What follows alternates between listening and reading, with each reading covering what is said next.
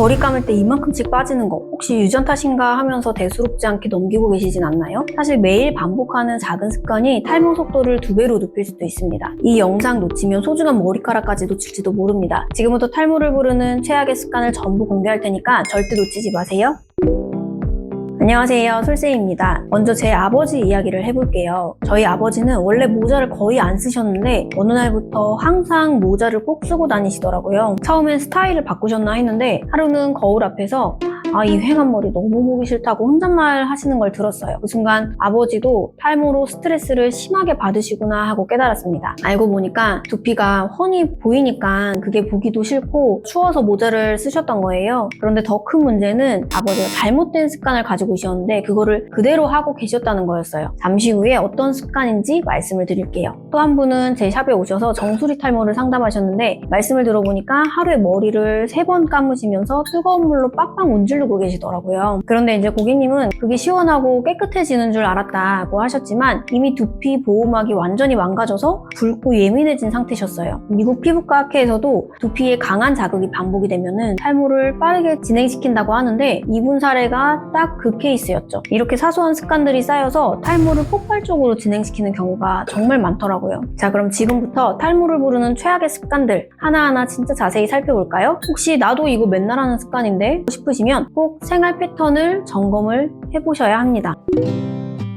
첫 번째, 머리를 너무 자주 감고 강하게 감는다. 앞서 말씀드린 손님처럼 머리를 자주 감을수록 깨끗해지고 좋다고 믿는 분들이 많아요. 사실 저희 아버지도 그랬습니다. 하루 3번 샴푸를 하는데 너무 세게 문지르시니까 두피 장벽이 다 무너진 거예요. 두피 장벽이 손상되면 두피가 예민해질 뿐 아니라 수분 유지력이 떨어져서 두피가 더 건조해지거나 반대로 피지를 과도하게 분비해서 지성 두피로 만들 수 있어요. 심한 경우에는 두피 트러블이 생기기도 하는데 이렇게 두피 장벽이 무너져 버리면 모근도 약해지면서 머리카락이 쉽게 빠지게 되는 거죠. 두피가 망가지니까 비듬이나 가려움, 염증이 시도 때도 없이 찾아오는 악순환이 반복되기도 합니다. 노화로 인한 탈모와 함께 이렇게 잘못된 습관으로 정수리 쪽이 점점 휑해지는 모습을 보면서 저희 아버지도 이건 뭔가 방법을 바꿔야겠다라고 느끼셨어요. 머리는 건성이냐 지성이냐 개인의 두피 상태에 따라서 하루에 1번에서 2번 정도 감아주시는 게 좋습니다. 1번만 감으신다면 저녁에 감아주시고요. 만약 낮에 운동이나 야외 활동으로 땀을 많이 흘렸다면 가볍게 물로 헹구고 순한 샴푸로 살살살 문질러주세요. 샴푸할 때는 손바닥에 이제 샴푸를 짜고 충분히 거품을 낸 뒤에 두피에 얹어서 마사지 하듯이 문지르면 됩니다. 빡빡할 필요는 절대 없어요. 강하게 문지른다고 해서 더 깨끗해지는 거는 아니거든요. 두 번째로 뜨거운 물로 개운하게 감는다. 저희 아버지도 뜨거운 물로 머리를 감다 보니 두피가 너무 건조해져서 각질도 잘 일어나고 새빨갛게 붉어지는 경우가 많았어요.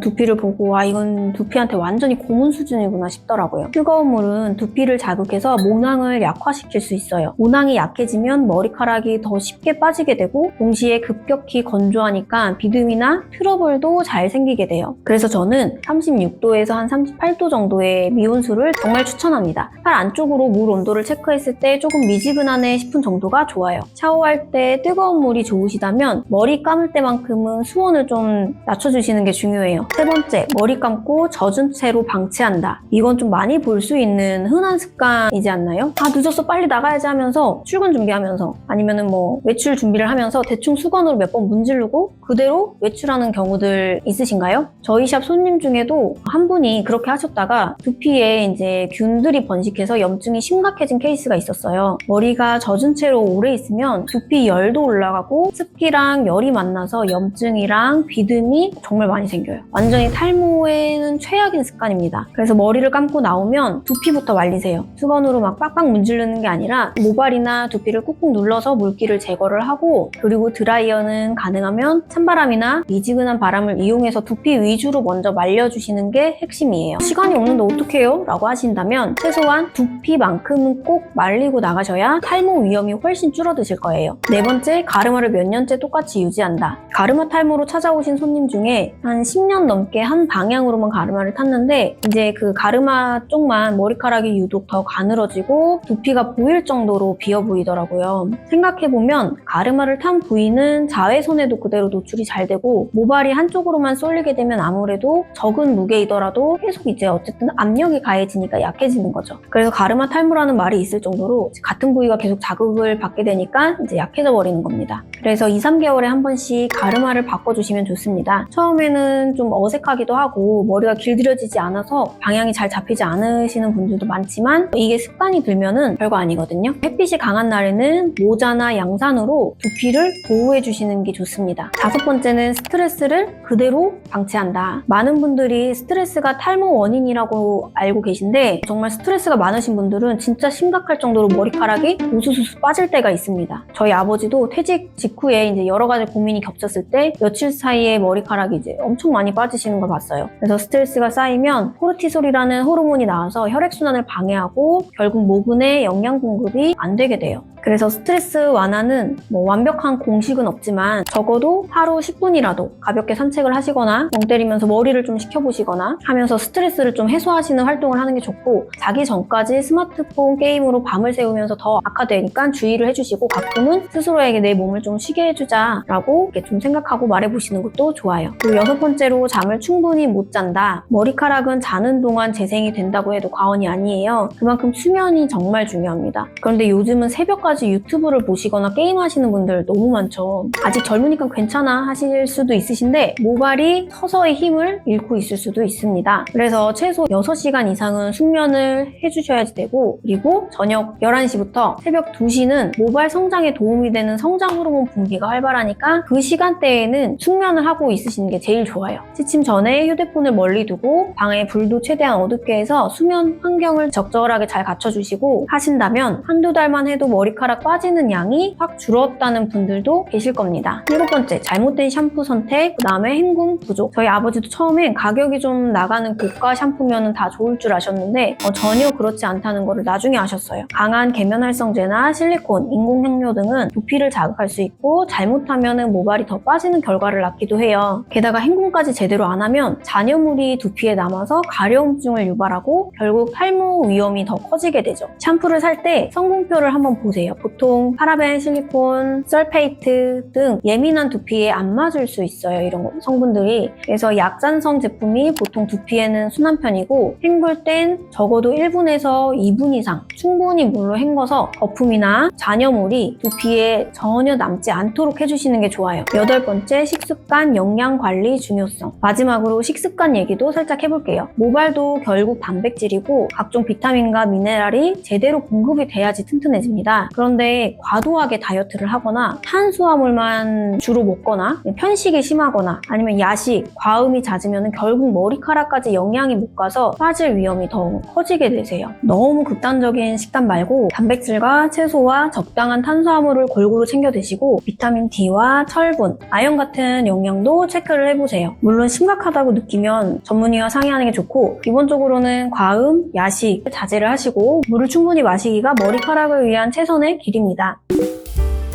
오늘 제가 만난 손님들과 제 아버지 이야기를 잠깐 더해가면서 탈모를 부르는 최악의 습관들을 구체적으로 살펴봤는데요. 아직 탈모 아닌데 뭘 하고 방심하다가는 어느 날 갑자기 정수리가 텅 비었네 하고 놀랄 수도 있습니다. 아버지도 그 고객님도 이런 습관들을 하나씩 고쳐 나가니까 머리카락이 빠지는 양이 확 줄고 두피 상태도 굉장히 많이 개선이 된 거를 직접 보셨어요. 아무리 탈모약, 모발이식 이런 걸 해도 생활 습관 자체가 잘못돼 있으면 결국 또 빠지게 돼 있거든요. 그래서 오늘 말씀드린 습관 중에 단 하나라도 나도 그러는데 라고 싶으시다면 지금 바로 생활 패턴부터 바꿔보시길 권합니다. 이 영상이 조금이라도 도움이 되셨다면 좋아요와 구독 부탁드리고 댓글에 궁금한 점 남겨주시면 다음 영상 만들 때 참고하겠습니다. 여러분 소중한 머리카락 있을 때 꼭 지켜내시길 바라고요. 저도 더 좋은 정보로 돌아오겠습니다. 감사합니다.